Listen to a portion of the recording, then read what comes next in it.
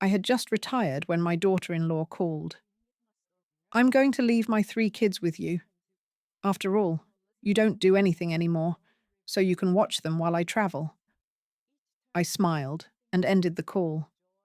I decided to teach her a lesson she would never forget. When she returned from her trip, the children hid behind me. The silence that followed was deafening. In that moment, as the phone still trembled in my hand, I made the most important decision of my 67 years. I decided to teach her a lesson she would never forget. But let me tell you from the beginning, because what happened when she returned from her trip, when the children hid behind me, the silence that followed was deafening. That was just the end of a story that began much earlier. My name is Margaret Thompson. 35 years of teaching at Lincoln Elementary in Columbus, Ohio had prepared me to deal with difficult children, complicated parents, and impossible situations. But nothing, absolutely nothing, had prepared me for Jessica. That afternoon, I was sitting in my living room, enjoying my second day of retirement. Do you know what it's like to work since you were 22 years old, and finally, at 67, have time for yourself? I had waited for this moment my entire life. My coffee table was covered in brochures: Yellowstone, the Grand Canyon, a road trip down the Pacific Coast Highway. Places I had always dreamed of seeing but never could, because first it was raising David alone after his father died in that pileup on the interstate. And then it was years of sacrifice to give him an education. The phone rang at 4 in the afternoon. I saw Jessica's name on the screen and hesitated to answer. Whenever she called, it was to ask for something. "Margaret?" she began, without even a hello. She never called me mother-in-law, much less mum. "I have an incredible opportunity in Miami. It's a multi-level marketing conference that's going to change our lives." Multi-level marketing. Another one of her pyramid schemes where she always lost money. "The kids can't miss 2 weeks of school," she continued, "so I'll leave them with you." "I'm sorry." My voice came out as a whisper. "Oh, don't play deaf. I said I'm going to leave Brandon, Emily, and Tyler with you. After all, you don't do anything anymore. You can watch them while I travel. It's perfect. Now that you're not working, you have all the time in the world." "I don't do anything anymore." I felt my blood boil. This woman, who had never worked an honest day in her life, who lived off my son like a parasite, was telling me that I did nothing. "Jessica, I have plans." "Plans?" She laughed with that sharp laugh I detested. "What plans can a retired old woman have? Knitting? Watching soap operas? Please, Margaret, don't be ridiculous. I'll drop them off tomorrow at 7 in the morning, and don't give them junk food like last time." The last time. The last time I saw my grandchildren was 6 months ago at Christmas, and only for 2 hours, because according to her, they had to go to their other grandparents' house, the important ones, the ones with money. "I'm not going to watch them for you, Jessica." "What do you mean you're not? You're their grandmother. It's your obligation. Besides, David agrees." "Allie, my son didn't even know about this. I was sure of it. He worked 14 hours a day at the manufacturing plant to support this woman's whims." "If you ever want to see your grandchildren again, you'd better cooperate," she threatened, "because I decide if they have a grandmother or not." And that's when something inside me broke. Or rather, something inside me woke up. If you knew me, you'd know that Mrs. Thompson never stayed silent in the face of injustice, and this woman had just declared war. "All right, Jessica," I said, with the sweetest voice I could feign. "Bring them over tomorrow." "That's more like it. And don't spoil them. You know they're difficult children, but that's because you never knew how to raise David properly. If he had had a decent mother—" I ended the call before she could finish the sentence. I sat there looking at the framed retirement certificate on the wall. 35 years shaping generations, and my own daughter-in-law treated me like a free servant. But if I learned anything in all these years, it's that the best lessons aren't taught with words. I picked up my phone and dialed a number I hadn't used in years. Sharon? Yes, it's Margaret. I need your help. Do you remember what you told me about the hidden recorders you used in your divorce? Uh-huh. Perfect. And one more thing. Is your sister still working at Child Protective Services? Excellent. I hung up and poured myself a chamomile tea. Tomorrow, the real education would begin. But it wouldn't be for the children. Jessica was about to learn the most important lesson of her life. Never, ever underestimate a retired teacher with free time and a desire for justice. If you're enjoying this story and want to keep discovering how a determined grandmother can change the destiny of an entire family, subscribe to the channel so you don't miss any detail of what's to come, because believe me, this is just the beginning. That night, I couldn't sleep. As I tossed and turned in bed, the memories of 35 years hit me like waves against the rocks. How did we get here? How did I allow my own family to treat me like an old piece of furniture, only useful when they needed it? It all started when David was just 3 years old. His father, my Robert, left one rainy October morning, heading out on a business trip. The car was part of a 50-vehicle pileup in a blizzard on I-80. 23 people died. Robert was passenger number 24, but he survived for 3 days in the hospital. 3 days in which I spent our savings of 5 years trying to save him. "Take care of our son," were his last words. "Make him a good man." And boy, did I try. I was left with $100 in the bank account, a 3-year-old boy, and a teaching degree from the state university. The first few years were a hell I wouldn't wish on anyone. I worked double shifts, morning at the public elementary school, afternoons tutoring. David ate before I did. If there was money for a pair of shoes, they were for him. If there was enough left for a toy on his birthday, I pretended I wasn't hungry that night. My mother, God rest her soul, would tell me, "Margaret, you're going to kill yourself working like this. Find another husband, someone who can provide for you." But I would look at my David, with those brown eyes just like his father's, and I knew no stepfather would ever love him like I did. No strange man was going to give him the love I could. So I kept going, alone. The sacrifices were endless. I remember one Christmas when David was 8. I had saved for 6 months to buy him the bicycle he wanted so badly. On the 24th, while he was sleeping, I realized I didn't have money for Christmas dinner. I sold my only piece of jewelry that wasn't my wedding ring, a locket from my grandmother, for $50, so I could make a turkey with all the trimmings. David never knew. To him, his mother was invincible. His mother could do anything. And that's how it had to be. When he got to high school, the expenses multiplied. Books, clothes, bus fare, supplies. I was still working my double shifts, but now I also sold pies at the church bake sale on Sundays. My hands, look at my wrinkled, stained hands, with joints swollen from kneading dough at 4 in the morning. But it was all worth it when David got into Ohio State University, industrial engineering. I was bursting with pride. My son, the son of the widow Thompson, the one who grew up without a father, was going to be an engineer. It was in his junior year that Jessica appeared.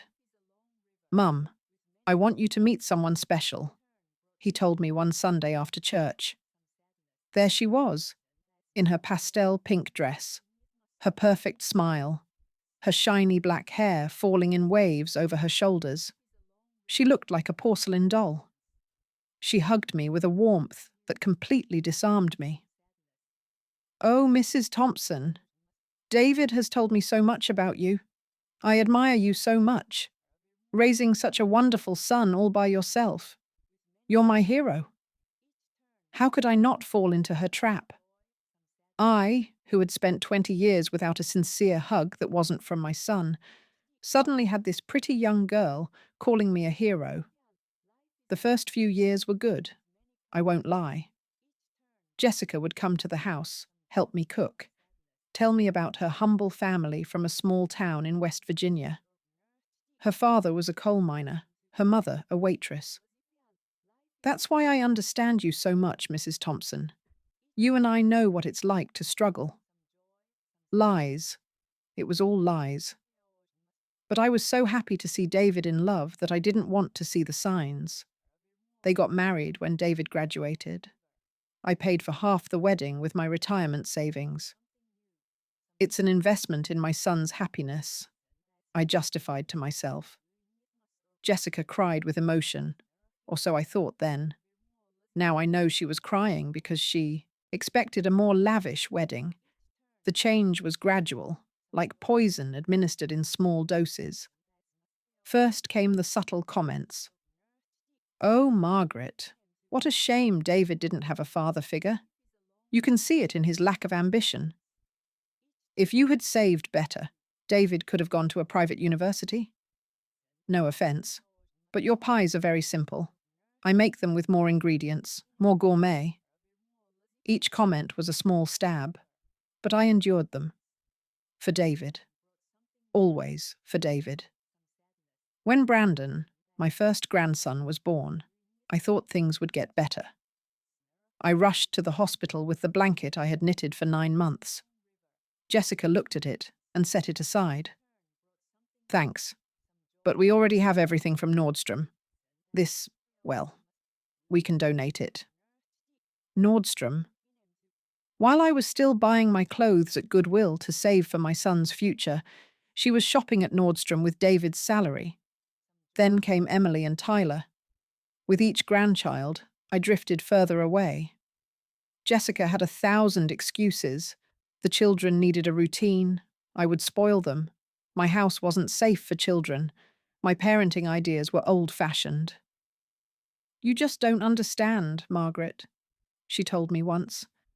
"Kids today need early stimulation. English classes, swimming, robotics. Not just peanut butter and jelly sandwiches like David grew up on." Peanut butter and jelly sandwiches. My son grew up with love, with values, with the certainty that he was cherished. But Jessica had started her campaign to push me away, and David was too tired from working to notice. The hardest blow came 2 years ago. It was Emily's 5th birthday. I had saved for 3 months to buy her the dollhouse she had seen at the mall. I arrived at their house with the wrapped gift and my best dress. The party was in the backyard. There was a bouncy castle, clowns, even a princess show, and I was not on the guest list. "Oh, Margaret, what a shame," Jessica said at the door, not letting me in. "It's just a party for her friends from school and their parents. You understand? They're different people. We wouldn't want you to feel uncomfortable." Uncomfortable. The birthday girl's grandmother was going to make the different people uncomfortable. I saw David in the background, playing with the kids. He didn't look up. He knew I was there and did nothing. I left with my dollhouse and cried all the way home. That night, I donated it to the orphanage. At least there it would be appreciated. And now, after all this, after years of humiliation and contempt, Jessica wanted me to be her free babysitter, as if all the pain she caused could be erased with a snap of her fingers when she needed me. But what Jessica didn't know is that Mrs. Thompson had learned a lot more than math and English in 35 years. I had learned child psychology, studied dysfunctional families, seen hundreds of cases of narcissistic mothers who use their children as weapons. And above all, I had learned to wait for the perfect moment to act. I looked at the clock. 3 marks in the morning. In 4 hours, Jessica would knock on my door with 3 children who barely knew me. 3 children who had been trained to see me as the poor grandmother, the boring grandmother, the grandmother who wasn't worth their time. I smiled in the darkness. If there was one thing I knew how to do after all these years, it was transform children. And these 3 were about to discover who their grandmother Margaret really was. At 7 sharp in the morning, the doorbell rang. Not 7:05 or 7:10. Jessica was always punctual when it suited her. I opened the door, and there they were. 3 children with sour faces and suitcases bigger than them. I don't have time to chat. Jessica didn't even cross the threshold. Brandon is allergic to dust. Emily won't eat anything with green vegetables. And Tyler needs his iPad to fall asleep. Their medicines are in the blue suitcase. I'll be back in 2 weeks. And David, isn't he coming to say goodbye to his children? David is working, as always. Someone has to support this family. She looked me up and down. Not all of us are lucky enough to retire with a government pension. My pension. $1,500 a month after 35 years of service.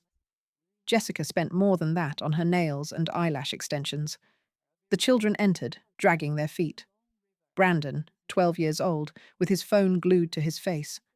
Emily, 10, with a permanent look of disgust. And Tyler, 7, already looking for the television. "Be good for your grandmother," Jessica said, without any conviction. Then she leaned in close to me and whispered, "And don't you dare fill their heads with ideas. Remember that I decide if they ever see you again." She left without saying goodbye to her children. Not a kiss, not a hug. Just the sound of her heels clicking away and the engine of her brand new SUV. I stood there with 3 children who looked at me as if I were the enemy. And then I remembered all the moments when Jessica had built this wall between us, like that time 3 years ago when I wanted to give David $500 for a down payment on a used car. Jessica intercepted the money. "Oh, Margaret, it's better if we use it for the kids' school tuition. Education comes first, don't you think?" I never saw a receipt for that tuition. A month later, Jessica appeared with a Louis Vuitton handbag. "A friend gave it to me," she said when I asked. A friend, right. Or when my sister Susan died and left me $5,000 in her will. I told David excitedly, thinking I could finally fix the roof of my house that leaked every time it rained. Jessica found out. "Margaret, David and I are in a tough spot. The company I was working for went bankrupt. Another one of her failed multi-level marketing ventures. And we urgently need that money. We'll pay you back with interest." Interest? It's been 2 years, and I haven't seen a single dollar. My roof still leaks, and now I have to put out buckets every time it rains. But Jessica's trip to Cancun with her friends last year? That she could afford. "Grandma, where's the Wi-Fi?" Brandon jolted me out of my thoughts. "I need the Wi-Fi now." "The modem is broken," I lied. I had unplugged it on purpose. "What? No way." He started screaming as if he were being tortured. "Mum! Mum!" "Your mum is gone, Brandon. And screaming isn't going to bring the internet back. You're the worst grandmother in the world. That's why nobody likes you." There it was. Jessica's poison coming out of my grandson's mouth. It didn't hurt. I was prepared. "I'm hungry," Emily interrupted, "but I'm not going to eat anything you cook. Mum says you're a terrible cook and that's why Dad is so skinny." "And I want to watch YouTube," Tyler added. "At home, I watch YouTube all day." I looked at the 3 of them. Perfect products of neglect, disguised as modern parenting. Children who knew no limits, who didn't understand respect, who had been programmed to despise me. But then I remembered the exact moment Jessica crossed the final line. It was last Christmas. I had prepared my specialty, a holiday turkey with stuffing that my mother taught me, green bean casserole and cranberry sauce. I had cooked for 2 days. I arrived at their house with the pan still warm. The kids ran to the kitchen, drawn by the smell. "Don't touch that," Jessica yelled. "We don't know under what conditions your grandmother prepared it. We'd better order pizza." Pizza on Christmas Eve. I watched as she threw my food in the trash without even trying it. The children looked at me with pity, as if I were a beggar who had brought leftovers. "Grandma's food is too greasy," Jessica explained to them, "and her kitchen has cockroaches." A lie. My kitchen is cleaner than an operating room. But David was there, watching it all, and he only said, "Jessica knows what's best for the kids." That night, I decided that my son was lost. But my grandchildren might still have a chance. "Grandma, do something. We're bored." Brandon threw a cushion on the floor. "You know what?" I told them calmly. "Your mother asked me to take care of you, not to entertain you. There's food in the kitchen, water in the tap, and beds to sleep in. If you need anything else, you'll have to earn it." "Earn it?" Emily looked offended. "We're kids. We don't have to earn anything. In this house, everyone contributes. That's how I was raised. That's how I raised your father before your mother ruined him. And that's how these 2 weeks are going to work." "I'm going to tell my mom you're mean," Tyler threatened. "Go ahead. And while you're at it, tell her I found her Facebook page very interesting, especially the photos from Puerto Vallarta last month, when she was supposedly at a training seminar."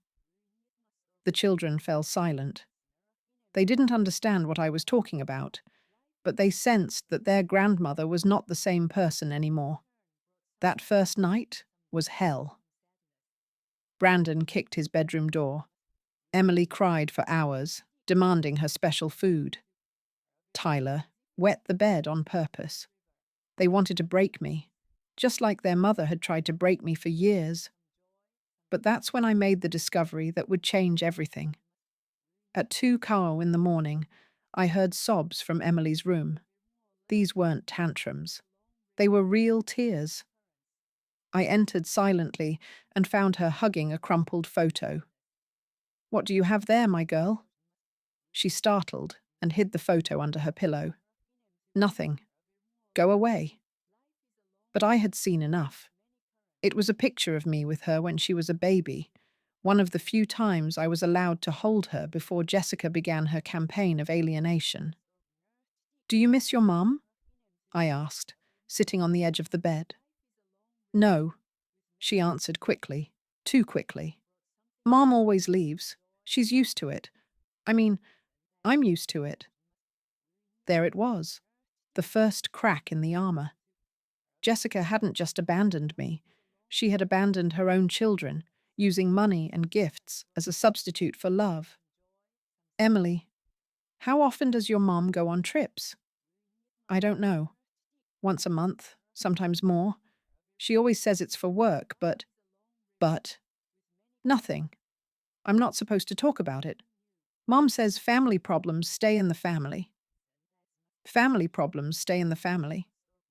The golden rule of abusers. Silence. I got up and walked to the door. Before leaving, I turned back. "Emily, would you like to learn how to make the pecan cookies you used to love when you were little?" Her eyes lit up for a second before they dimmed again. "Mum says your kitchen is dirty."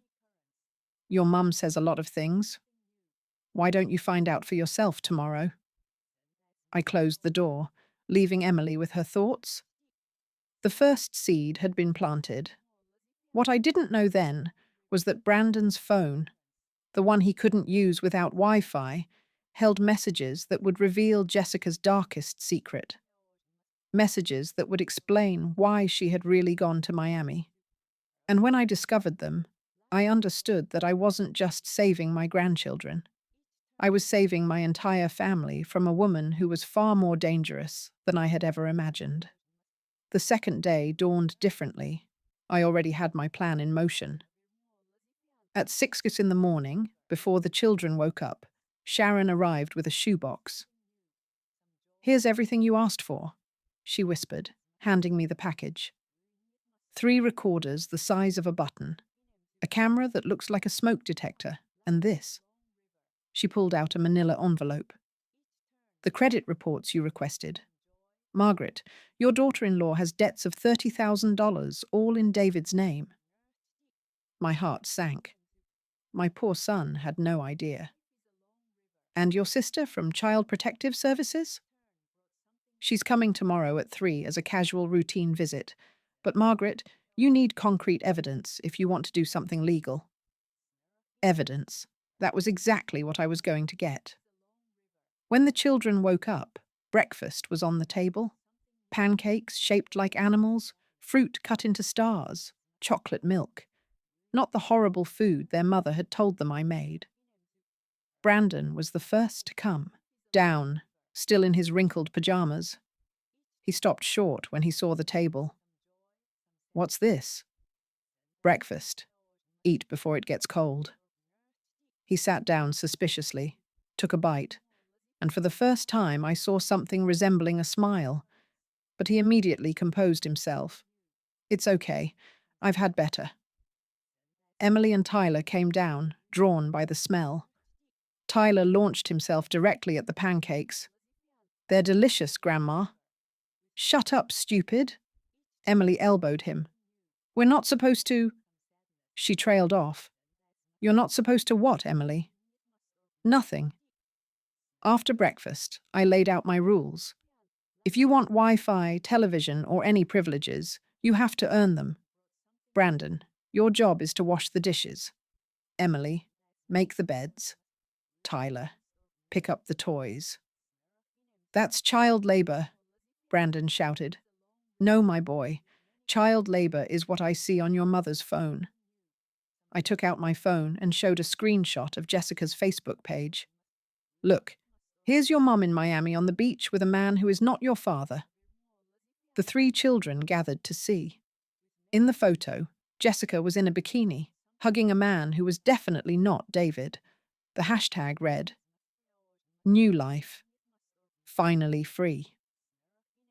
"That's Uncle Nathan," Tyler said innocently. "Mum's friend who sometimes comes over when Dad is at work." Brandon quickly covered his mouth, but it was too late. The second piece of the puzzle had just fallen into place. "Uncle Nathan?" I asked casually. "How often does Uncle Nathan come over?" "We're not supposed to talk about that." Brandon looked at me in a panic. "Mum said if we told anyone about Uncle Nathan, Dad would get very sad and could die of sadness." My God, the level of manipulation was worse than I thought.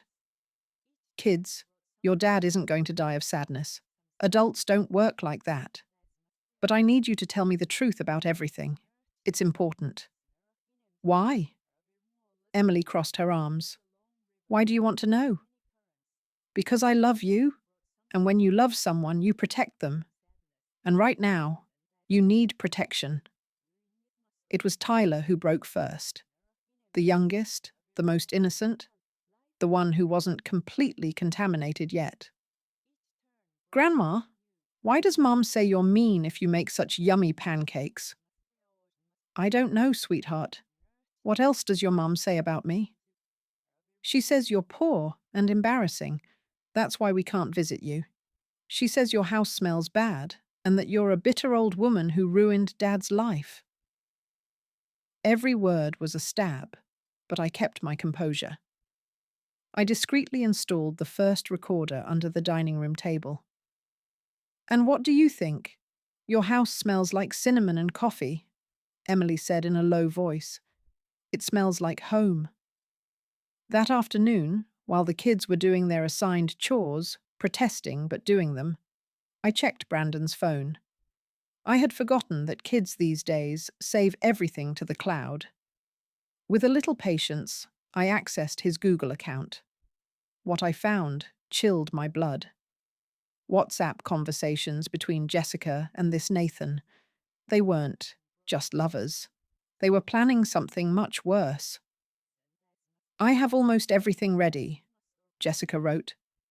David signed the papers without reading, as always. The house is already in my name. And the brats, Nathan replied. I'll leave them with the old woman as soon as he gives me the divorce. Besides, David works so much he barely sees them. He won't be able to ask for custody. But we need more money to move to Miami for good. The old woman has a house. It's worth at least $200,000. When she dies, David inherits. And as his wife, half is mine. Or was mine. We'll see how we can get all of it. I kept reading.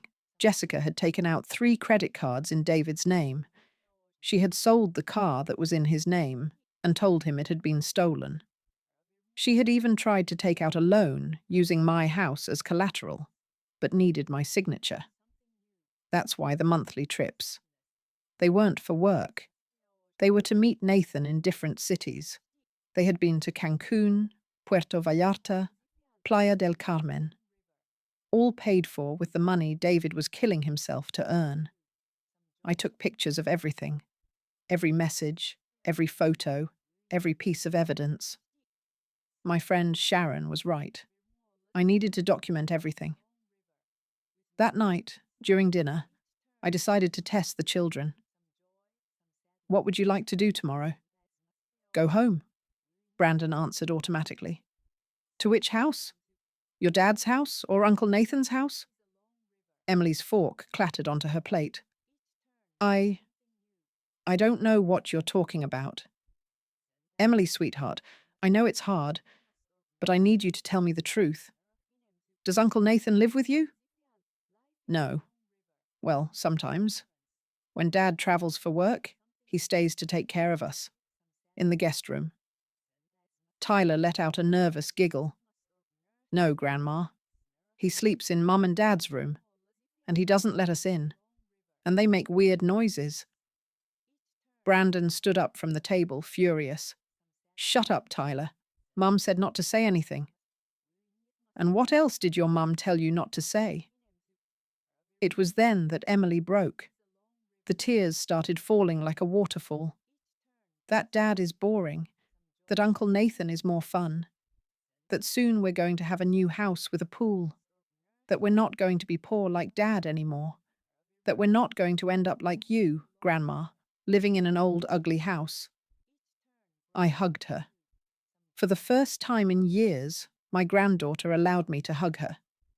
And she cried. She cried like the 10-year-old girl she was, not like the little robot Jessica had tried to create. Grandma? Brandon whispered, and for the first time there was no hostility in his voice. Does Dad know? No, my love. Your dad doesn't know anything. Are you going to tell him? I'm going to do something better. I'm going to make sure you're all okay, that your dad is okay, and that your mum, well, that your mum gets exactly what she deserves. That night, after putting the children to bed, and for the first time none of them protested, I called David. Hi, Mum. How are the kids? Jessica told me. You offered to watch them. Offered. The liar had twisted everything. They're fine, son. Hey, could you come over tomorrow after work? There's something with the house I need to discuss with you. Is it urgent? Jessica asked me not to bother her on her work trip. It's about a leak in the roof. It could affect the structure. It wasn't a total lie. There was a leak, but it wasn't in the roof. Okay, Mum. I'll be there around 7. I hung up and looked at the calendar. 12 days until Jessica returned. 12 days to dismantle 10 years of lies, manipulation, and psychological abuse. But now I had something I didn't have before. 3 children who were starting to see the truth. And the truth, as they say, always comes out. Tomorrow, the psychologist would come. David would see the proof. And the house of cards that Jessica had built would begin to crumble.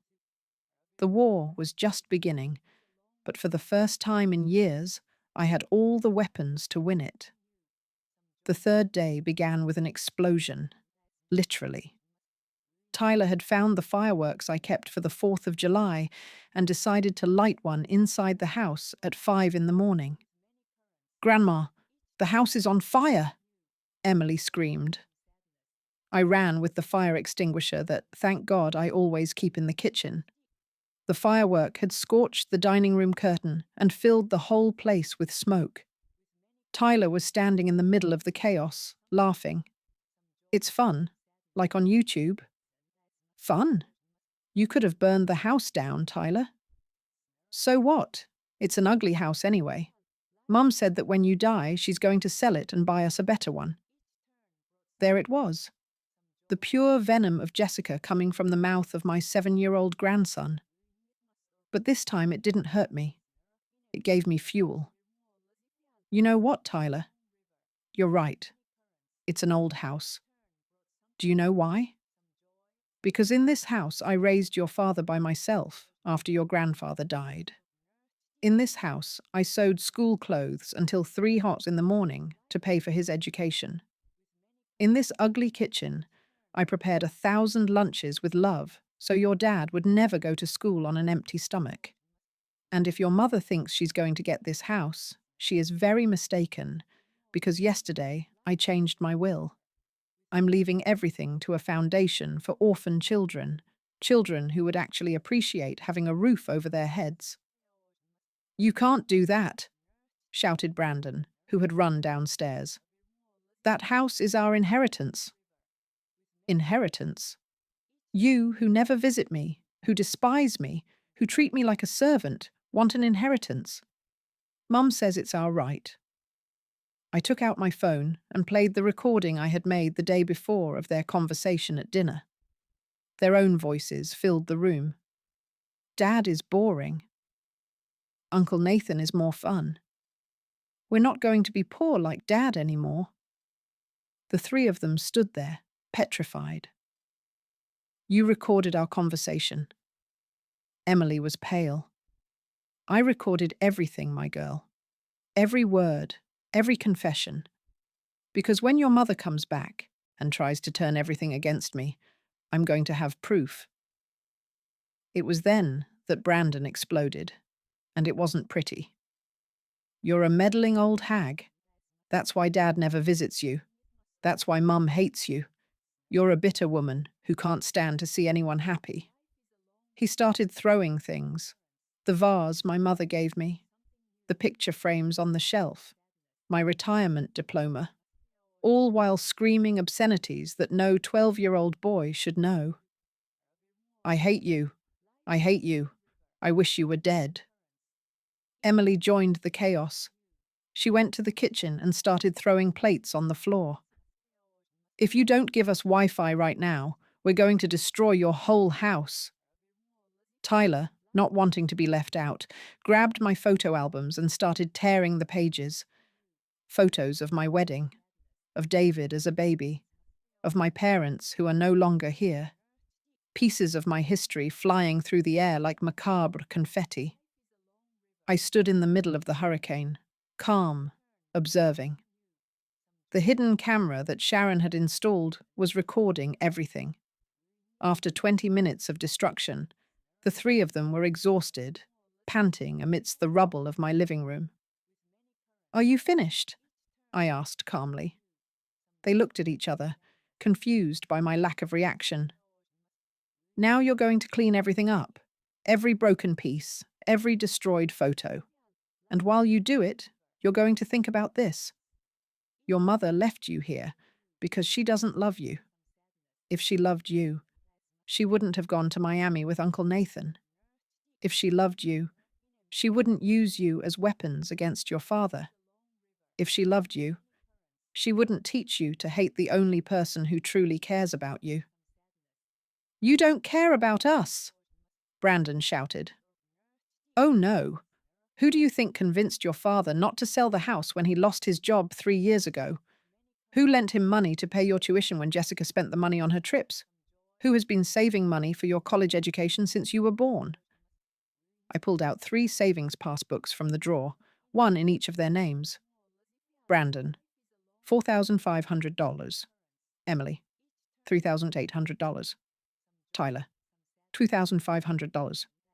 Every month, from my $1,500 pension, I save $100 for each of you. Since I can't see you, at least I can secure your future. But you know what? Tomorrow, I'm going to the bank to close these accounts. I'm going to give that money to children who actually value the efforts of others. Brandon grabbed his passbook with trembling hands. 4,500? For me? It was for you. Not anymore. It was Emily who broke first. Grandma, we didn't know. You didn't know, or you didn't want to know. It's easier to believe your mother's lies than to think for yourselves, isn't it? At that moment, the doorbell rang. It was Karen, Sharon's sister from Child Protective Services. Good morning, Mrs. Thompson. I'm here about a call we received regarding possible child neglect. The children turned white. Please come in. As you can see, the children have just had an episode.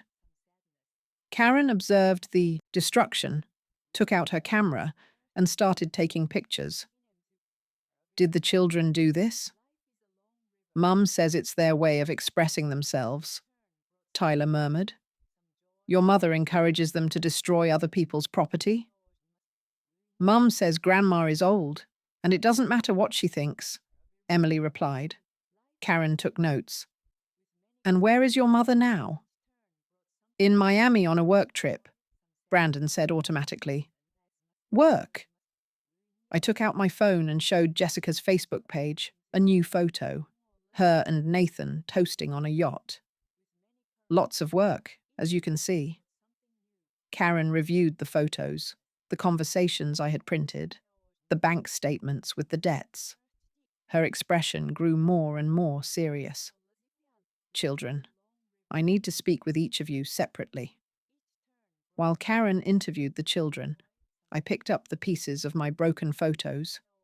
Each fragment was a memory, but they no longer hurt me, because now I understood that I wasn't losing the past. I was reclaiming the future. An hour later, Karen came out of the room where she had been with Brandon. Mrs. Thompson, these children are suffering from severe emotional neglect. The psychological manipulation is evident. The oldest is on the verge of depression, the girl has chronic anxiety, and the little one, well, the little one is acting out what he sees. What can I do? For now, document everything. When the father comes, I need to speak with him, and when the mother returns, well, I'm going to have to open a formal investigation. After Karen left, I found the 3 children sitting on the stairs. They no longer looked like the little tyrants who had arrived. They looked like what they really were, scared and abandoned children. Are they going to take us away from our parents? Tyler asked with a trembling voice. I sat with them on the stairs. No, my love. No one is going to separate you from your father. But things are going to change. It's going to hurt. Change always hurts. But sometimes it's necessary. Grandma. Brandon wouldn't look me in the eye. About Uncle Nathan. Dad is going to die of sadness if he finds out. No, my boy. Your father is stronger than you think, and he deserves to know the truth. We all deserve the truth. That afternoon, while they cleaned up the mess they had made, this time without protest, I heard Emily whisper to Brandon, "What if Grandma is right? What if Mum really doesn't love us?"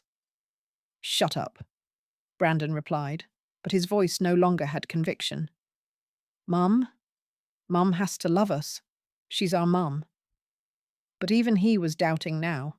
The armor of lies was beginning to crack. That night, after dinner in silence, Tyler approached me with something in his hands. It was a torn photo that he had tried to tape back together. The photo of his father on his graduation day. "I'm sorry, Grandma. I tried to fix it." I hugged him. For the first time since he arrived, my youngest grandson hugged me back. "We can fix a lot of things, Tyler. But first we have to accept that they're broken. And in a few hours, when David arrived, the real reconstruction would begin, stone by stone, truth by truth, until nothing was left of Jessica's castle of lies. David arrived at 7:15. He came straight from work, his engineer's uniform stained with grease and his eyes sunken with exhaustion. When I saw him at the door, for a moment, I saw the 8-year-old boy who used to cry because the other kids made fun of his patched-up shoes. "Hi, Mum. Where are the kids?" "Doing homework in the dining room. David, sit down. We need to talk." "Is it about the leak? Can I check it quickly?" "It's not the leak in the roof, son. It's the leak in your marriage." He froze. "What are you talking about?" I placed a folder on the table. Inside were the screenshots of Jessica's conversations with Nathan, the statements from the credit cards she had opened in his name, the Facebook photos of her work trip in Miami. David took the papers with trembling hands.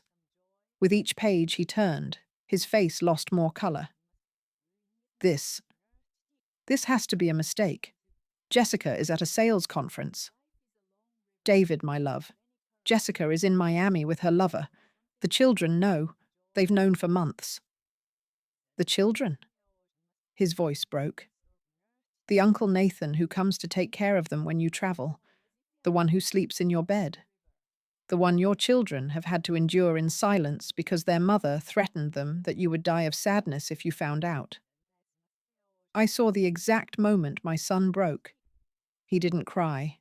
He didn't scream. He just sank into the chair as if someone had cut the strings holding him up. "I'm an idiot," he whispered. "A complete idiot." "No, son. You're a man who trusted the wrong person. But now you have to be strong for your children." "Dad?" Brandon was at the door. He had heard everything. David looked up, and for the first time in years, he really looked at his son. Not at the spoiled child Jessica had created, but at the scared teenager who desperately needed his father. "Brandon's son. We already knew, Dad. We've known for a long time." Emily and Tyler appeared behind their brother. The three of them stood at the door as if they were afraid to get closer. "Come here." David opened his arms, and for the first time in I don't know how long, I saw my grandchildren run to hug their father. The four of them cried together while I made coffee. Sometimes tears are the first step to healing. That night, after David took the children to bed early, I was left alone, planning the next phase. Jessica had underestimated the retired teacher. But now the teacher was going to give her a lesson she would never forget. The following days were intense. David took a vacation, the first in 3 years, and practically moved into my house with the children. Together, we implemented what I called the Respect Project. First, schedules. Wake up at 7, breakfast at 8, educational activities, lunch, free time earned with good behavior, dinner, and bed at 9. "But at home we go to sleep whenever we want," Emily protested the first day. "That's why you are the way you are," I replied. "The brain needs routine to feel safe." Second, responsibilities. Each child had age-appropriate chores. Brandon helped with the garden, Emily in the kitchen, Tyler organized the games. "This is exploitation," Brandon muttered as he trimmed the plants. "No," David corrected him. "This is family. In a family, everyone contributes." Third, real consequences. If they didn't comply, there was no Wi-Fi. If they shouted, "time out." If they broke something, they fixed it or paid for it with their allowance. But most importantly, family sessions with the psychologist Sharon had recommended.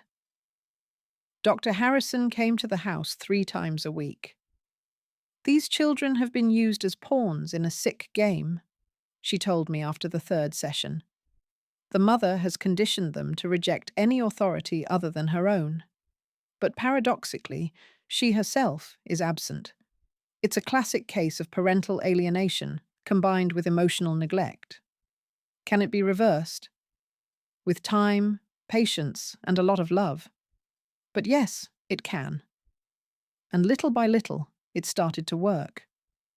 On the 5th day, Emily asked me to teach her how to make pecan cookies. As we kneaded the dough, she started talking. "Grandma, why does Mom hate you so much?" "She doesn't hate me, my girl. She fears me." "Fears you? Why?" "Because I represent everything she is not.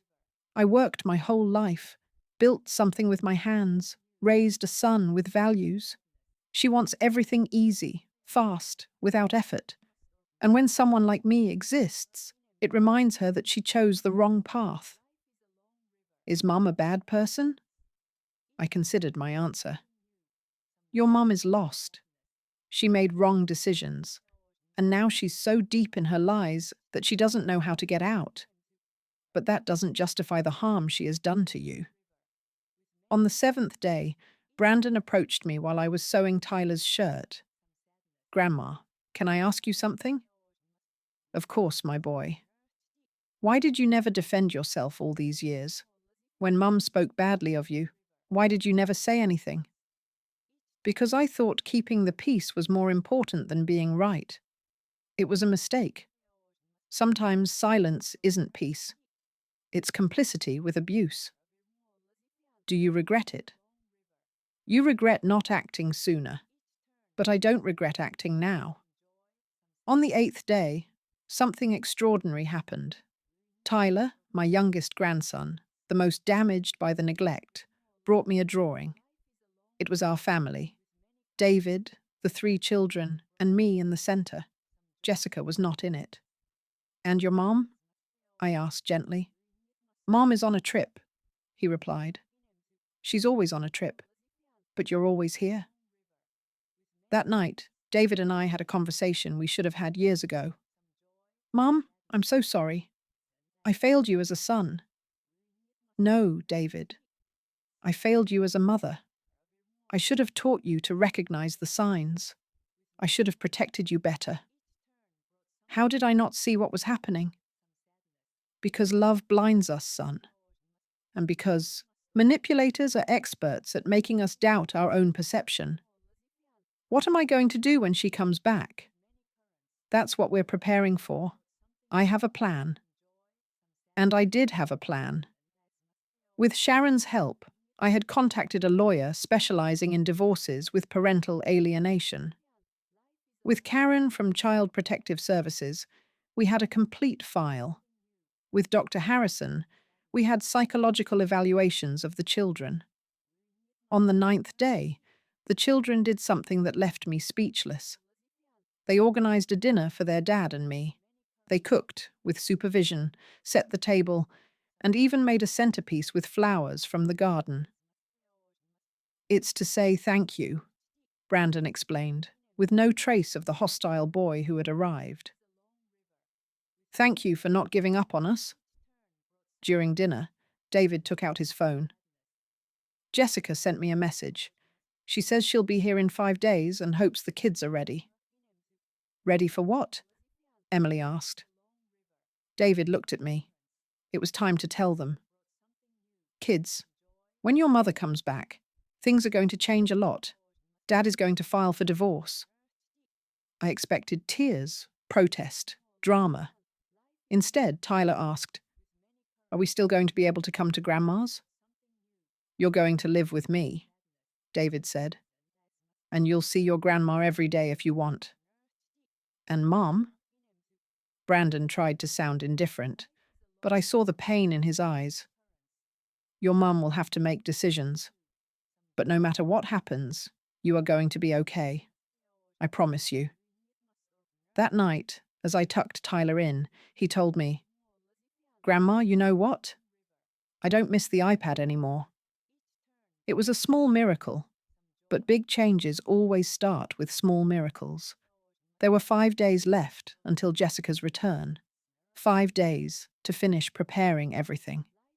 Because when she walked through that door, she wouldn't find the broken children she had left, nor the submissive mother-in-law she expected to manipulate. She would find a united, strong family, ready for battle. And I, the old retired teacher who, according to her, did nothing, was about to teach her the most important lesson of her life. Never, ever underestimate the power of true love over manipulation. The 10th day began with a revelation that changed everything. Emily came to my room at 6 in the morning, her eyes red from lack of sleep. "Grandma, I need to tell you something. Something I haven't even told Dad." I sat up in bed and hugged her. "What's wrong, my girl?" "Mum. Mom has another phone, one that Dad doesn't know about. She hides it in her makeup bag. One day I saw it by accident and She trailed off, trembling. "And what did you see?" "Photos. Lots of photos of her with Uncle Nathan. But also, there were documents, papers from a bank in Miami, and something about a house she bought there." My heart stopped. "A house in Miami?" "Yes. And there was more. An email from a lawyer about custody. Mom wants to take us to live in Miami with Uncle Nathan. It said something about how the US doesn't have an extradition treaty for civil cases or something like that." My God. Jessica wasn't just planning to leave David. She was planning to steal the children and disappear. "Is there anything else I should know?" Emily hesitated, then pulled something from her pajamas. It was a USB drive. "I copied everything. I don't know why I did it. Maybe because, deep down, I knew that someday someone would need to see it." I hugged her tightly. My 10-year-old granddaughter had had to carry this secret alone, being braver than many adults. I plugged the USB into my old computer. What we found was devastating. Not only was there evidence of the house in Miami, purchased in Nathan's name with money Jessica had been siphoning from their joint accounts for 2 years, but there was also a detailed plan. Phase 1. Convince M that I need a training trip to Miami. Phase 2. During my absence, Nathan will empty the house of anything valuable. Phase 3. Upon my return, I will provoke a fight with the old woman. I'll make it look like she mistreated the children. Phase 4. I'll use that to justify leaving with the children for their safety. Phase 5. Once in Miami, there's no turning back. But the worst was in an audio file. It was Jessica talking to someone on the phone. "I don't care if the brats cry for their dad. They'll forget in 2 months. Besides, David is so pathetic he won't even fight. And if he does, I have edited videos that make it look like he hits Brandon.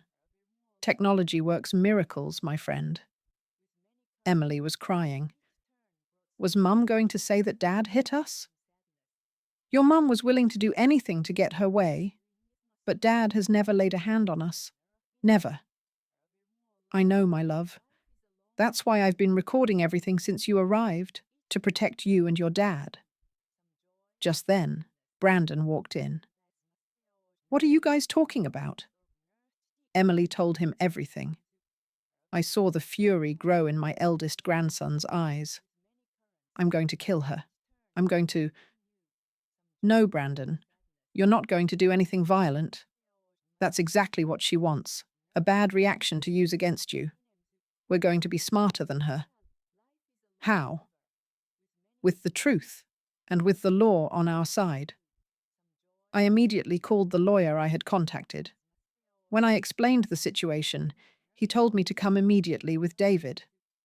While we waited for David, who had gone to run some errands, Tyler joined us in the living room. "Why is everyone sad?" "We're not sad, my love," I told him. "We're preparing." "For what?" "To protect our family."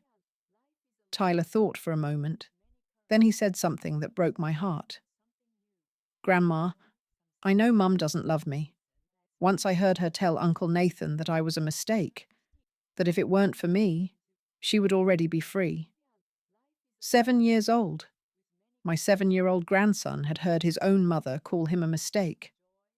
Tyler, look at me. You are not a mistake. You are a gift. And if your mother can't see that, it's her loss, not yours. Then why did she have me? Brandon answered before I could. Trap. Dad. Mum got pregnant with you right when Dad had asked for a divorce the first time. Dad wanted a divorce before? Emily was surprised. 3 years ago, I heard them fighting. Dad had found out that Mum had spent Grandpa Robert's insurance money on a trip with her friends. But then Mum told him she was pregnant with Tyler, and Dad stayed. I started connecting the dots. Robert's life insurance. I never knew how much it was, but David had told me he would save it for the children's education. Now I understood where it had gone. David arrived with a distraught look on his face. Mum, I went to the bank. Jessica emptied our savings account yesterday. $38,000. Everything we had saved in 10 years? Sit down, son. There's more you need to know. I showed him everything. The documents, the audio files, the plan. With each piece of evidence, David seemed to age years. How could I have been so blind? Dad. Brandon sat next to him. It's not your fault. Mom is a very good liar. She fooled all of us. But I'm their father. I should have protected them. You're protecting us now, Emily said. That's what matters. The lawyer arrived at noon. Mr. Anderson, a man in his 60s with the face of a bulldog but kind eyes. With all this evidence, we can not only prevent her from taking the children, but also request a restraining order. Attempted parental kidnapping is a serious crime. Plus the financial fraud, we're talking about jail time. I don't want her to go to jail, David said. I just want my kids to be safe. Dad, she was going to accuse you of hitting us, Brandon reminded him. She was going to destroy you. Still, I don't want her children to see their mother in prison. Mr. Anderson nodded. I understand. We can negotiate.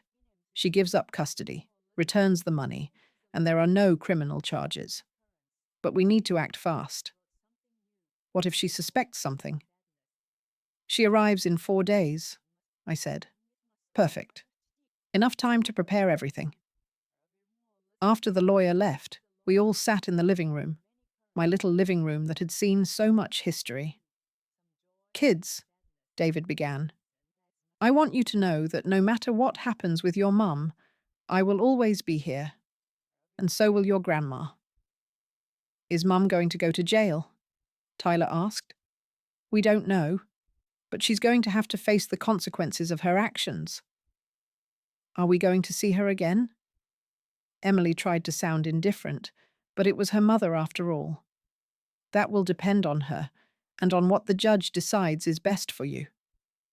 That night, as we ate the chili I had made with Emily's help, Brandon said something that filled me with pride. Grandma, thank you for not giving up, for fighting for us when we weren't even fighting for ourselves. I will always fight for you. Always. You know, Emily added, these have been the best days of my life. For the first time, I feel like I'm in a family. Me too, Tyler said with a mouthful of chili. And Grandma's food isn't horrible. It's the best in the world. We laughed. For the first time in years, we laughed as a family. But while the children watched a movie in the living room, David and I had a more serious conversation in the kitchen. Mum, I'm scared. What if Jessica becomes violent? What if she tries to take the kids by force? That's why we have the plan. The day she arrives, the children will be at Sharon's house. The police will be alerted. The lawyer will be present. She won't be alone with them for a single minute. And what if the kids miss her later? What if they hate me for separating them from their mother? The children will miss the mother they never had, not the one they do have. And with therapy and love, they will heal. We will all heal. I looked at my grandchildren in the living room, cuddled on the sofa, watching the movie. In 10 days, they had changed so much. They were no longer the little broken tyrants who had arrived. They were children, just children who needed love and boundaries. There were 3 days left until Jessica's return. 3 days to finish legally protecting these children. Because what Jessica didn't know was that while she was enjoying herself in Miami, an army had risen here. An army of love, truth, and justice. And we were ready for war. The last 3 days before Jessica's return were the most intense and beautiful of my life. It was as if the universe had given us this time to build the foundation that should have existed from the beginning. The 11th day dawned rainy. While I was making breakfast, I found Brandon in the living room looking at a photo album I had rescued from the destruction of the first day. "That's Dad." He pointed to a photo where David was his age. Yes, he had just won the state math competition. Look at the pride on his face. "He looks like me."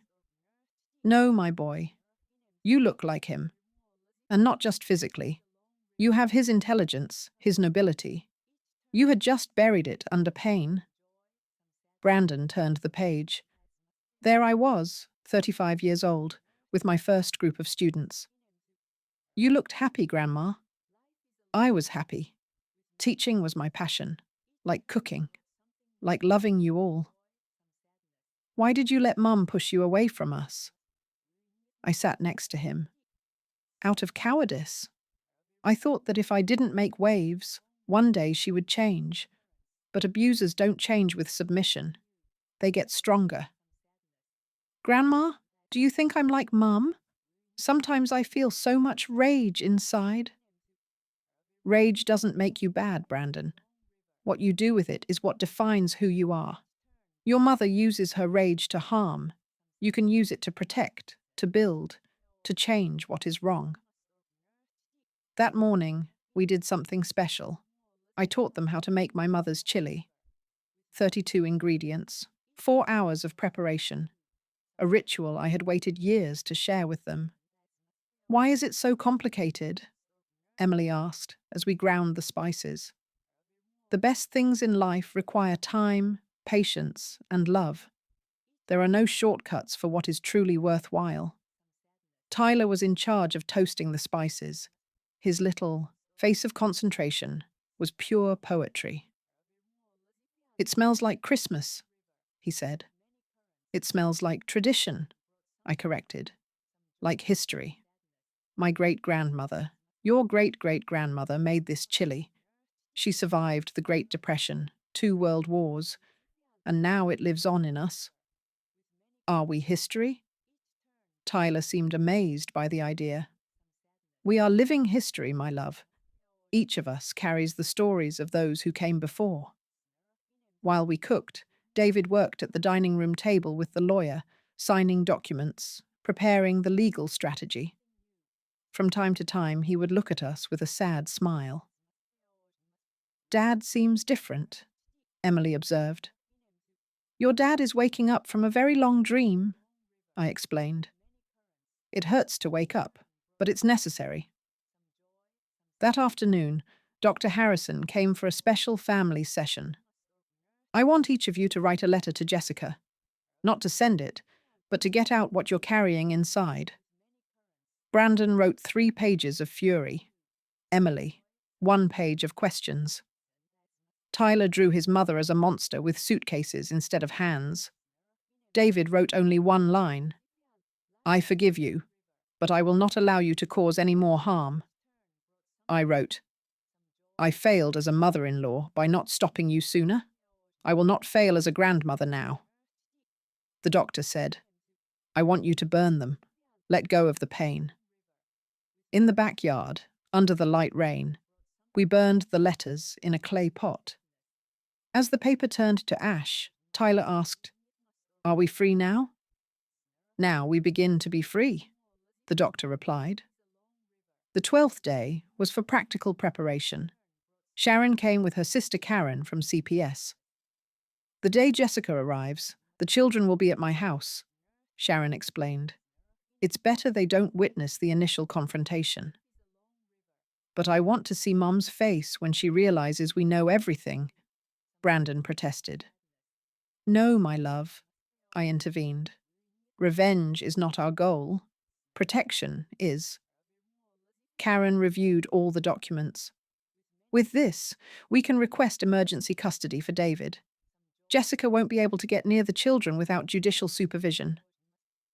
What if she comes with that Nathan guy? David asked. We'll have a patrol car nearby. Any sign of violence, and they'll intervene. That night, while the children were sleeping, I found David in the garden looking at the stars. What are you thinking about, son? About Dad. Do you think he would be disappointed in me? Your father would be proud that you are finally doing the right thing. It took me a long time. But you got there. That's what counts. Mom, how did you manage to raise a son alone? How did you find the strength? I didn't find it. I built it. Day by day, decision by decision. Just like you are building it now. On the 13th day, the last day before Jessica's return, we decided to do something special. A real family day. We went to the park where I used to take David when he was a boy. The children ran, played, got dirty. For the first time in years, I saw them just being kids. Grandma, look! Tyler had climbed, the tallest tree. I can see the whole city. Be careful, I shouted, but David stopped me. Let him, Mum. He needs to feel brave. Emily and I sat on a bench eating corn on the cob. Grandma, when Mum comes back, is all of this going to end? No, my girl. This is just beginning. What's going to end is the fear, the manipulation, the lies. What if Mum cries? Whenever she cries, Dad forgives her for everything. Not this time. This time, your dad has something stronger than your mum's manipulation. What? The truth. And you all to protect. Brandon approached us with cotton candy for everyone. I spent my allowance, but it was worth it. That's my grandson, learning that giving is worth more than receiving. At sunset, we returned home. The children were exhausted, but happy. While I was making dinner, I heard them talking in the living room. Do you remember when Mom used to bring us here? Tyler asked. Mom never brought us here, Brandon replied. Mom never took us anywhere that wasn't the mall. But Grandma did, Emily said. In just 13 days, Grandma has given us more than Mom has in years. My heart swelled with love and sadness at the same time. During dinner, David made an announcement. Tomorrow is going to be a difficult day, but I want you to know that no matter what happens, we are a family, and real families protect each other. Is Mom not family? Tyler asked, confused. Mom is your biological mother. But family? Family is who is here when things get tough. Family is who loves you unconditionally. Then Grandma is more family than Mum, Tyler concluded with the simple logic of children.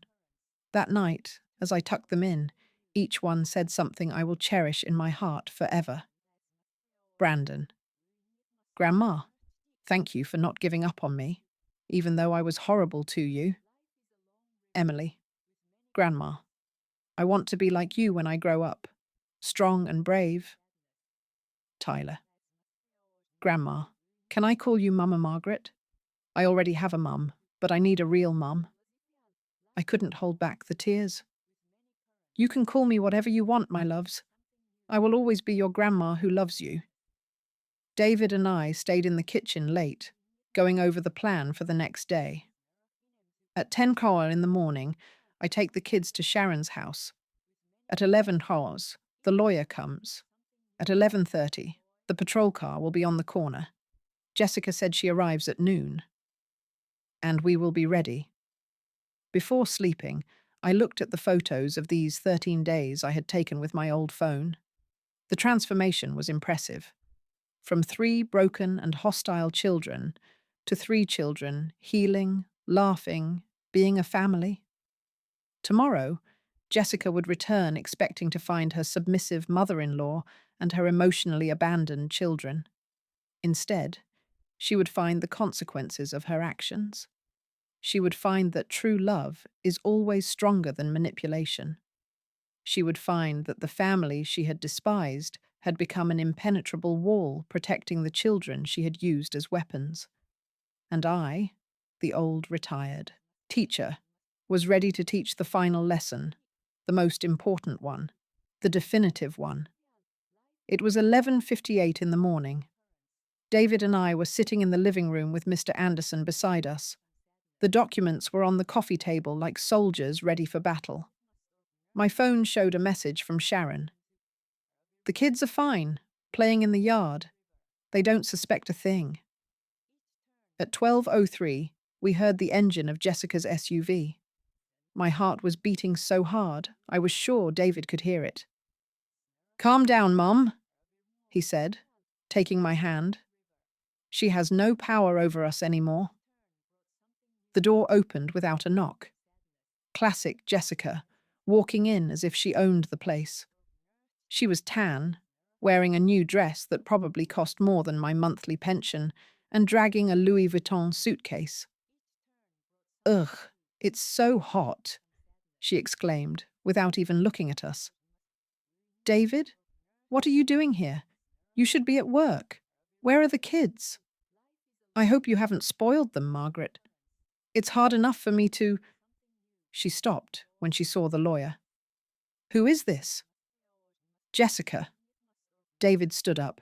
His voice was firm, nothing like the exhausted man who had arrived 13 days ago. "We need to talk." "Talk about what?" "I'm tired from the trip. The kids and I are going home. The kids aren't here," I said calmly, "and they're not going anywhere with you." Her face changed. The mask of sweetness cracked a little. "Excuse me?" "David, what does this mean?" Mr. Anderson cleared his throat. "Mrs. Thompson, I'm Mr. Anderson. I represent Mr. Thompson in the divorce and emergency custody proceedings he has initiated." "Divorce?" She let out a nervous laugh. "David, honey, what did your mother do to you now? You know she's old and makes things up." "No, Jessica." David took out his phone and played an audio file. It was her own voice. "The brats get in my way. As soon as I can, I'll get rid of them. David is such an idiot, he won't even notice." The color drained from Jessica's face. That's edited. It's illegal to record someone without their consent." "It's also illegal," the lawyer interjected, "to open credit cards in your husband's name without his knowledge. $30,000 in debt, ma'am."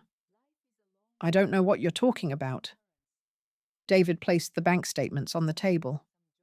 "3 cards, Jessica, all documented. We also have," I continued, "evidence of the house in Miami, the one you bought with Nathan using the money you stole from the savings account. I didn't steal anything. It's joint money, which you emptied without your husband's consent to buy a property in your lover's name," the lawyer specified. "That's marital fraud." Jessica looked at me with pure hatred. This is all your fault. You meddling old woman. You always wanted to separate me from David." "No, Jessica. You separated yourself. I just documented your crimes." "Crimes? Please. What are you going to do, sue me for being unhappy in my marriage?" "No," said Mr. Anderson, pulling out another document. "For attempted international parental kidnapping. We have your complete plan to take the children to Miami without paternal consent." Jessica staggered. She had to grab the back of the sofa. "The children are mine. I gave birth to them." "Children are not property," I replied. And after 13 days with me, they made a decision. What did you do to them? Did you brainwash them? This is parental alienation. David laughed bitterly. Parental alienation? Seriously? The woman who told our children their grandmother was a dirty, poor old woman is talking about alienation? I want to see my children now. No. David's voice was pure steel. First, we're going to establish the rules. Mr. Anderson opened his briefcase. Ma'am, you have two options. First, you accept the divorce, waive custody, return the stolen money, and leave without making a scene. In return, we don't press criminal charges. And the second, we fight in court. With the evidence we have, you will not only lose the children, but you will also face charges for fraud, attempted kidnapping, and psychological abuse. 3 to 5 years in prison. Jessica collapsed onto the sofa. For the first time since I'd known her, I saw her without a mask. And what I saw was pathetic. An empty woman who had built her life on lies. You can't do this to me. I have rights. The children also have rights, I said. The right not to be manipulated, used, and emotionally abandoned. I never abandoned them. Oh no. How many trips have you taken this year, Jessica? 18. We have it documented. 18 times you left your children to be with Nathan. That's a lie. I took out my phone and showed the Facebook photos. Her and Nathan on every trip. While her children were left with a neighbor, with anyone but their father or grandmother. The children know everything, Jessica. They know about Uncle Nathan. They know he sleeps in their father's bed when he's not there. They know you call them brats. They know you were planning to take them to Miami. I want to talk to them. Not until you sign the papers, David said. Jessica took out her phone. I'm going to call Nathan. He's a lawyer. He'll defend me. Go ahead, said Mr. Anderson. But I should inform you that Nathan has already been notified that he is implicated in a fraud case. I doubt he wants to dig himself in deeper. She dialed once, twice, 3 times. Nathan didn't answer. He abandoned me, she whispered. The bastard abandoned me. Like you abandoned your family, I said. She jumped up. This isn't over. I will get my children back. I will... Mom? We all turned. Emily was at the door. She had snuck away from Sharon's house. My love. Jessica ran towards her, but Emily stepped back. Don't touch me. Emily, my baby, what did they do to you? What did this old woman tell you? Grandma didn't tell me anything. You said it all. In your messages with Uncle Nathan, in your lies, in every time you left us. I was working to give you a better life. No. You were traveling with your lover while we thought we were orphans with living parents. Brandon and Tyler appeared behind their sister. Sharon came running after them. I'm sorry, Margaret. They snuck out when I wasn't looking. It's okay, I said. Maybe they needed to do this. Jessica tried to approach Brandon. Son, my love, your sister is confused. No, Mom. You're the one who's confused if you think we're going back with you. I am your mother. A mother doesn't call her son a mistake, Tyler said in his little voice. I heard you. You told Uncle Nathan that I was a mistake. Jessica turned pale. No, I didn't. You're making that up. A mother doesn't steal her children's college money, Brandon added. A mother doesn't use us as an excuse for her lies, Emily continued. A mother protects us, the 3 said in unison. Like Grandma does. The silence that followed was deafening. I could hear the ticking of the wall clock, the hum of the refrigerator, even Jessica's ragged breathing. You're going to pay for this, Margaret, she finally hissed. You don't know who you're messing with. I know exactly who I'm messing with. A narcissist who mistook kindness for weakness. But it's over, Jessica. Sign the papers and go. And if I don't want to, David stood up, then we'll see you in court. And believe me, with what we have, you won't just lose the children, you'll lose everything. Jessica looked at her children one last time. For a moment, it seemed like she was going to cry. But narcissists don't cry for others, only for themselves. She grabbed the papers, signed them furiously, and threw them on the table. I hope you're happy. You've just taken a mother away from these children. No, Tyler replied, with a maturity beyond his 7 years. We just gained a family. Jessica stormed out, slamming the door. The engine of her SUV roared and faded away, taking 10 years of toxicity with it. The children ran to hug their father. The 4 of them cried, wrapped in an embrace, while I went to make chamomile tea for everyone. Is she gone for good? Emily asked. I don't know, David answered honestly. But if she comes back, it will be on our terms. And if she doesn't come back? Tyler's voice trembled. I sat with them on the floor, something I hadn't done in years. If she doesn't come back, we will move on. Because you don't beg for love, my children. Love is given freely, or it isn't love. Brandon looked at me. Grandma, are you okay? I'm better than okay, my boy. For the first time in 10 years, this family is free. That night, as we ate the chili we had prepared days before, David raised his glass of iced tea.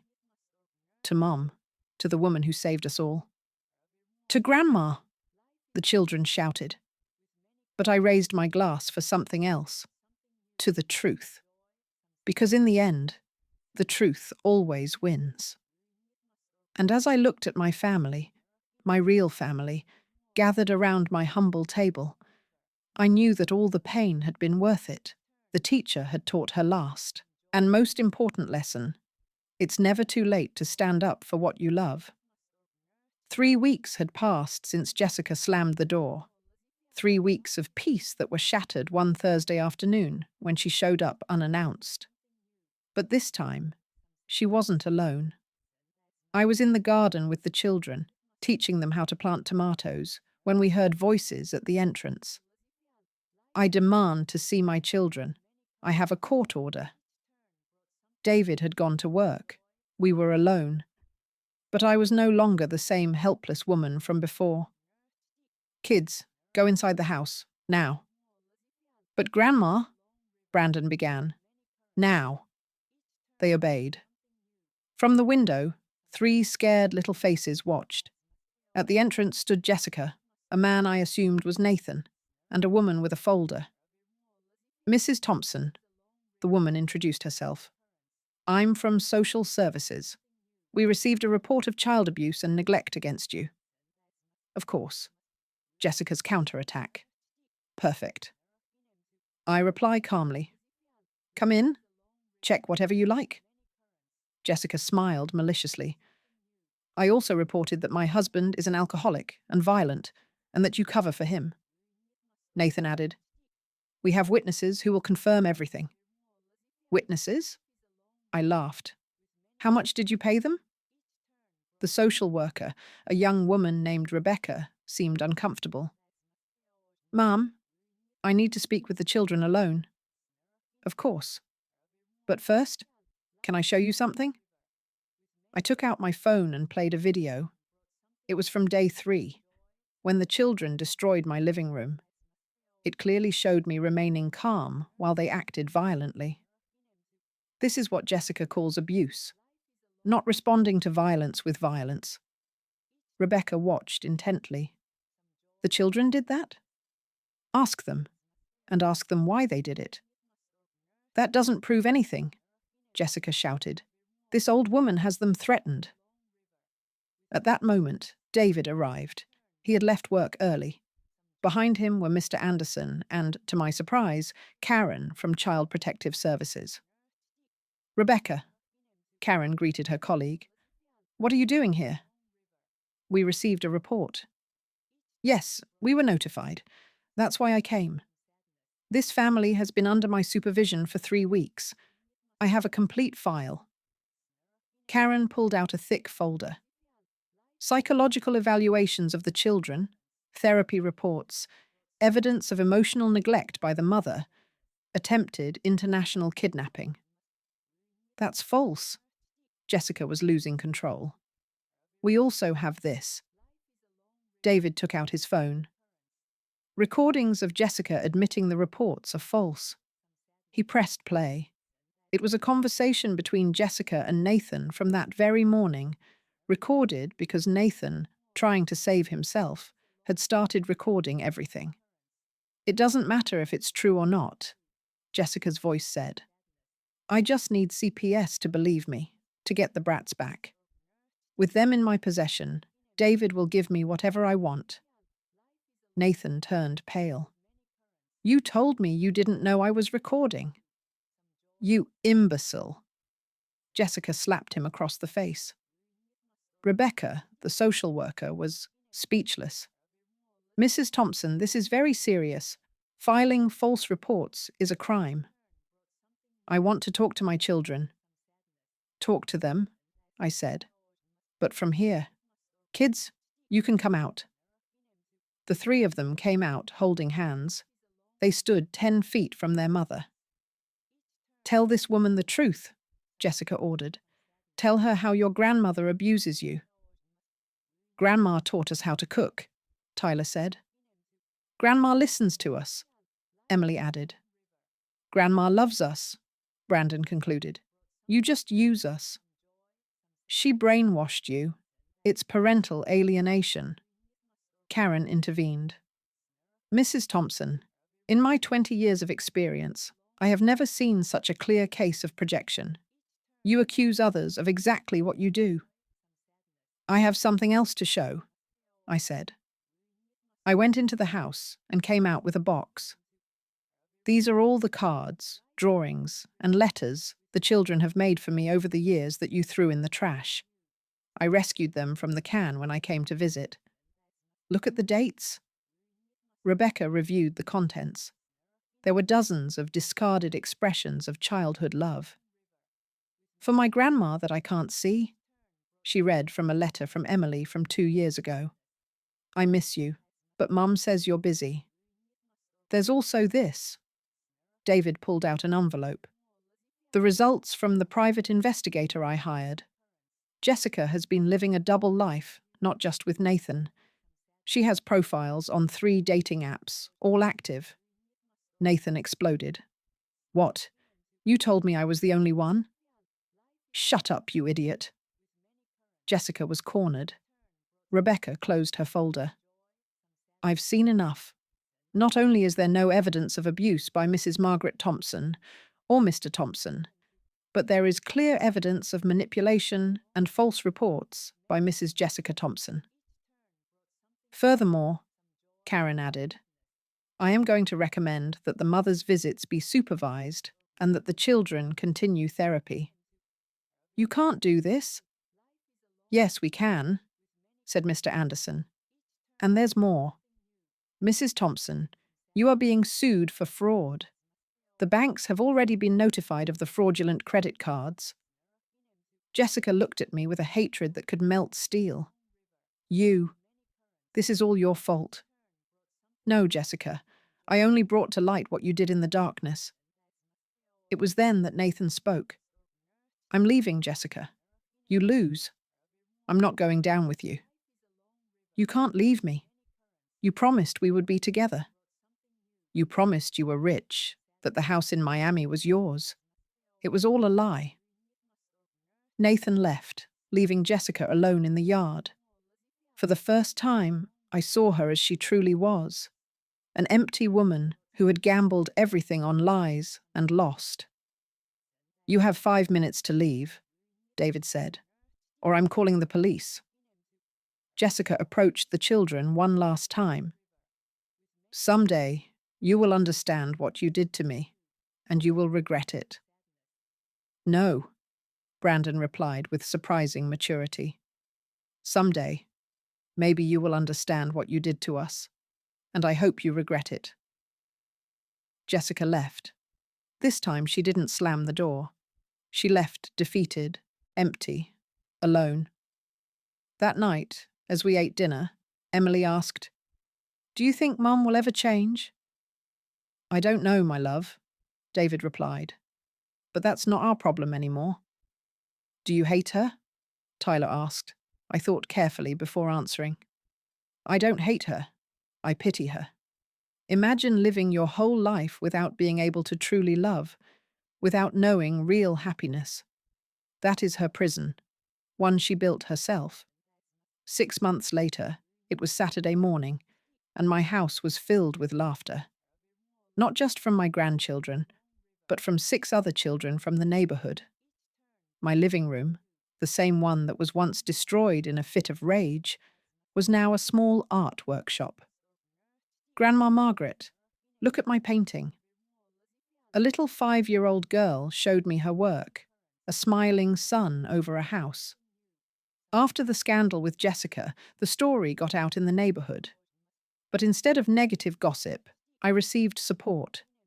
And when I mentioned that I missed teaching, the mums started asking if I would give private lessons. Now I had Margaret's art house, classes in painting, crafts, and traditional cooking for children. I charged a fair price, $20 per class, but the real payment was seeing those happy little faces. "Mum?" David came in with coffee and cookies for everyone. He had changed so much. The exhausted and defeated man now smiled. He had gained a healthy amount of weight, and his eyes sparkled. "How's the class going?" "Perfect, like everything lately." The divorce had been finalized 3 months ago. Jessica didn't fight anymore, especially after the bank sued her and she had to declare bankruptcy. The last we heard was through Emily, who saw on Facebook that she was working as a caregiver for the elderly in another state. "The irony is delicious," Brandon had commented when we found out. "Now she has to take care of old people for $20 an hour." "Don't make fun," I scolded them. "Honest work is dignified. Maybe it will help her find herself." The children had blossomed. Brandon was on the honor roll. Emily had joined the volleyball team. And Tyler had discovered a natural talent for music. My old piano finally had someone to play it. "Grandma," Tyler approached me during the class break. "Can I ask you something?" "Of course, my love." "Do you ever miss the mum she was before she turned bad?" I sat with him in the garden, the same one where everything had exploded months ago.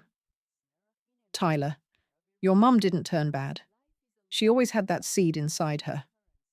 What happens is that some people choose to water the wrong seeds. She chose to water greed, lies, selfishness. And what seeds do we have? You have the seeds of love, honesty, bravery, and every day you spend here with your dad, with me, those seeds grow stronger."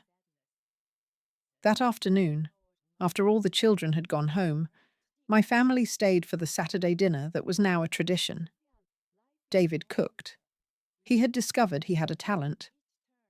The kids set the table, and I enjoyed watching them. "I have some news," David announced during dessert. "I got promoted. Production manager. With the raise, I can pay off all the debts Jessica left in a year." "Dad, that's incredible," Emily shouted. "And there's more." "I was thinking, Mum, what if we expand your little school?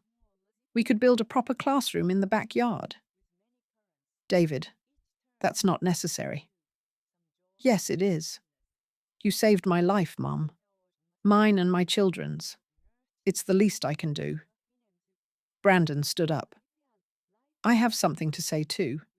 I wrote an essay for the school's writing contest. It's about Grandma." He cleared his throat and read, "My hero doesn't wear a cape or fly. My hero is 67 years old, has wrinkled hands from working so hard, and the biggest heart in the world. My hero is my grandmother, who taught me that true love isn't bought with expensive gifts or lavish trips. It's built with patience, with boundaries, with presence. My grandmother saved me from becoming a monster. She taught me that family isn't just blood, it's a choice. And I choose my grandmother today and always. I couldn't hold back the tears. Neither could David. Even Emily, who acted tough, cried. I wrote something too, Emily said, but it's a poem. Once there was a girl so lost, in a world of lies and frost. A grandma came with love so true, and showed her a path fresh and new. Now the girl is lost no more, for she found love at her grandma's door. Tyler didn't want to be left out. I didn't write anything, but I made you this. He pulled out a drawing. It was all of us in front of the house, holding hands. Above it, he had written in his child's handwriting, "My real family." That night, after everyone had gone to sleep, David and the kids stayed on weekends. I went out to the garden. The full moon illuminated my tomato plants, which were already beginning to bear fruit. I thought of Robert, my husband. I did it, my love. I raised our son, and now I'm raising our grandchildren. Not how we imagined, but I'm doing it. I thought of Jessica, alone somewhere, taking care of the elderly for pennies. I hope you find peace, I whispered to the wind. I hope one day you understand that love isn't manipulated. It's cultivated. And I thought of myself, the retired teacher who didn't do anything anymore. I smiled. I had never done so much. I had never been so useful. I had never been so happy. The following Monday, while preparing for the next art class, I received an unexpected call. Mrs. Thompson, this is the principal of Lincoln Elementary. We heard about your art school. We were wondering if you'd be interested in giving workshops here as well, paid, of course. Life was giving me back everything I had sown, with interest. But the best reward came a month later. It was Mother's Day. I didn't expect anything. I had never been celebrated much on that day. That morning, the children woke me up with breakfast in bed. "Happy Mother's Day, Mama Margaret," the three of them shouted. "But I'm your grandmother." "You're more than that," David said from the doorway. "You're the mother we all needed." They handed me an envelope. Inside were legal papers. "What is this?" "The children want you to be their legal guardian as well," David explained. "In case something happens to me, they want to make sure they stay with you, not with Jessica."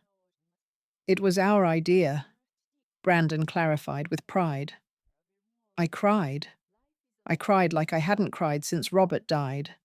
But these were tears of pure joy.